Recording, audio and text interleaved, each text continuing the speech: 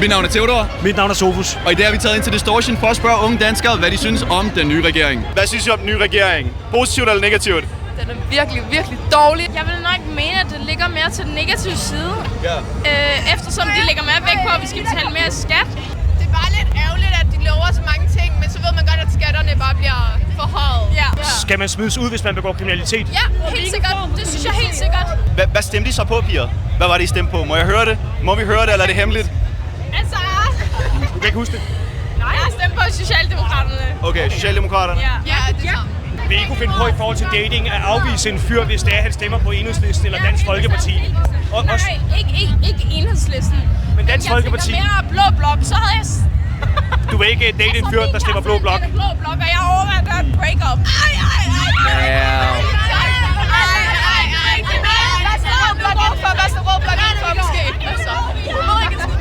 Hun ved ikke noget om politik.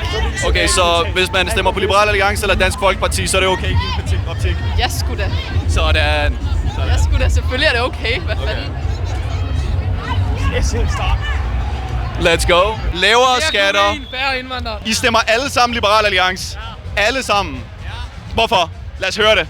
Alex tager kokain. Jeg gider ikke betale så meget skat. Jeg elsker kokain. Lavere skatter. Og hvad så med indvandring? Mere Hvad tænker I der? kokain. Mere kokain. Lavere skatter. Færre indvandrere. Nej, det sagde jeg ikke. Okay, fair nok. Hvis det stod til jer, kokain skal det legaliseres. Hvad gør vi? Nej. Jeg har nogle ekstreme holdninger, som jeg ikke kommer ud med nu. Fair nok. We need to bomb Venezuela for national security. And we need to take Greenland for national security. Kom her, lad os være med.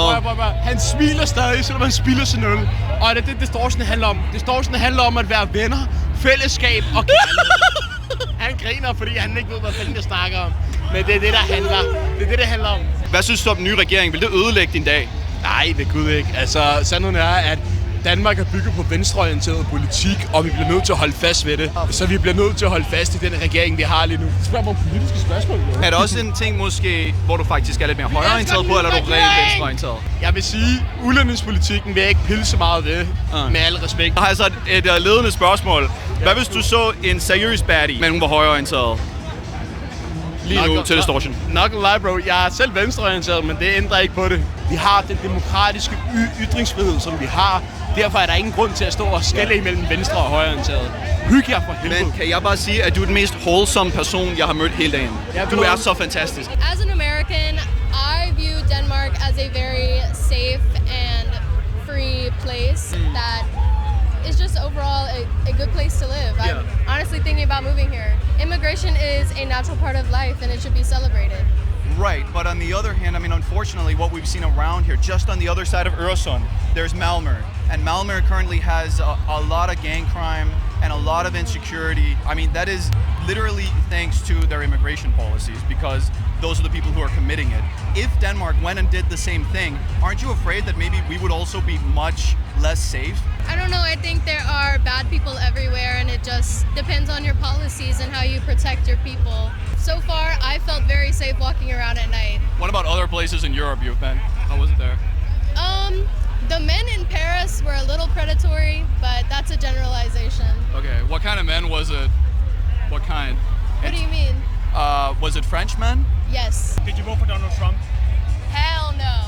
Would you date a guy or a girl who voted for Donald Trump? No, absolutely not. Oh, you got one thing? Fuck ICE. Fuck ICE. That is what I have But to you know, say. in Denmark, we have immigration policy that's actually much tougher on illegal immigration than the United States.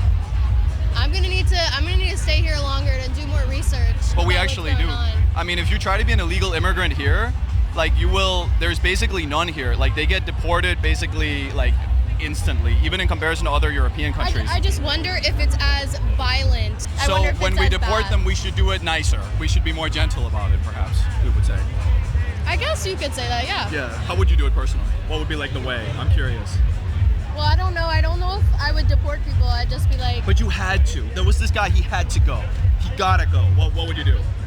There was just some guy, he gotta go.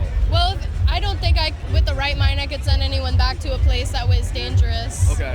Or they felt unsafe in. Næsten alle pigerne, vi har interviewet her, er rimelig venstreorienteret, med undtagelse af en. Er I også venstreorienteret? Jeg er venstreorienteret. Og hende herovre kunne jeg fornemme, måske havde nogle lidt andre holdninger. Jeg har også taget langvejs fra for at komme herind. Og hvordan føles det så at være i politisk mindretal med dit eget kørende her til Distortion? Det går nok. Takket være alkoholen. Tag det med oprejst panden. Ja, Og du raw-dogger det lidt med noget alkohol og tager det på den måde. Ja, det må man sige.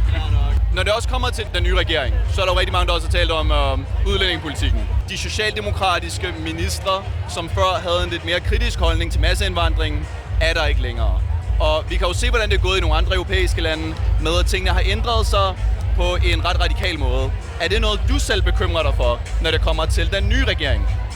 Jeg er meget spændt på at se, hvordan det kommer til at stå til, men jeg tror ikke, jeg tør udtale mig nu. Du er simpelthen bange for at udtale dig om det? Ja.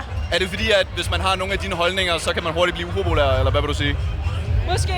Ja, jeg forestille mig. Jeg bor på Nørrebro, så jeg tør ikke sige noget. Okay, hvad hvis du så sagde noget kritisk, og du bor på Nørrebro? Hvad tror du, der vil ske? Altså ikke, at jeg siger, at du har sådan holdninger, men hvad vil der egentlig ske? Jeg tror bare, jeg vil blive lidt upopulær. Har I oplevet på jeres uddannelser, at der er meget tale om det der med, at det ofte kan være et venstreorienteret miljø på nogle uddannelser? Er det noget, I har oplevet? Jeg har trukket mig ud af det. Jeg har bare trukket mig ud af det. Jeg synes, det bliver for voldsomt. Okay. Altså, så du vælger at holde lav profil med dine egne holdninger, fordi det bliver for voldsomt simpelthen fra den anden vej? Bare generelt, hvis du er uenig, så bliver du meget hurtigt skubbet til side. Og den nye regering? Ja. Lad os gøre det. Hvad stemmer du på? Jeg stemmer på DF. JF, okay.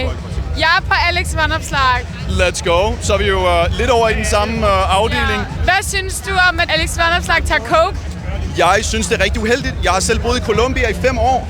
Og min kone kommer faktisk fra den region i Colombia, hvor at størstedelen af kokainen i Colombia bliver produceret. Så jeg ved, at det skaber rigtig meget, at det er umådeligt skadeligt, når danske unge tager kokain. Men ingen er perfekte, og jeg håber, at han er et andet sted i sit liv. Folk begår masser af fejl i løbet af deres liv. Okay, hvad synes du så om Lars Løkke? Han har jo lovet så meget om sådan... Jeg kan ikke lide Lars Løkke, og han burde ikke være i politik. Og folk, der stemmer på ham, er fjollede, og jeg er rigtig politisk korrekt lige nu. Okay, men han har jo lovet meget om sådan... Alt. Og så lige pludselig, så vil han gerne have store bededag tilbage. Det er Lars Løkke. Velkommen til Lars Løkke. Han siger ting, fordi i sidste ende, med Lars Løkke, så får du én ting, og det er mere Lars Løkke. Det er meget mærkeligt. Det kan godt være, at han er dygtig på nogle punkter, men han er også... jeg vil aldrig nogensinde synes, manden skal være i politik. Han kan være et eller andet sted i erhvervslivet. Jeg er ligeglad, han skal bare væk fra politik. That's it. Enig! You know, there's a new government right now. Maybe if a politician hears this, Denmark's a small country. What's like a policy you would like to push for? I wouldn't say it's a policy, but I would just stop giving so much money to Israel in terms of funding or weaponry. That's the one thing I would say, and that's the only thing I will say. Less money or no money? I would say no money. Is that something you think a lot about when you go to Distortion, like politics and world affairs and everything, or are you just trying to turn off your brain? I'm just trying to turn my brain off. I'm not really thinking about too much, but I don't really think about much in general, if I'm being honest. So actually what I'm doing right now is kind of ruining your vibe, essentially. No, not at all. Like ever so slightly. But like that is the thing of like we are in a country where we have the opportunity to forget and to be able to step away from those things where other people don't have that opportunity. So I'm grateful I had that opportunity. So it's like, so what if you ruin my day? It's kind of like, it's a reality check and everybody needs a reality check. Why are you at Distortion also? Is it also maybe to find a hot guy or something? Oh, yeah, absolutely. Okay. Are there some hot guys in here? No, I haven't seen any so far. I mean, there's some cute, but like not really my type so far. Yeah, but there's some sexual. Do you like guys in striped polos? I do like stripes, but But not polos? No, fuck polos. I'm not too into polos, I'm sorry. Okay. All right. I apologize. It is what it is. Yeah. However, what if a guy had a totally different political opinion than you, but he was hot as fuck and did not wear a polo? Hot as fuck and did not wear a polo? Yes. Well, I think it all depends on, I think it's okay to have different political views. But as long as you talk and you're able to discuss with each other. Yeah. As long as you don't just, fucking kill yourself then. Like, I think that's insane. Okay. But as long as you can discuss and have a humane conversation, that's a good thing. I totally agree with you. Thank you. Let's go. Banging. Valid. As I said, valid. As fuck. Hey, let's go. Have a great day. Have a great day. And I hope you find a hot guy without a polo shirt. Of course, I got you.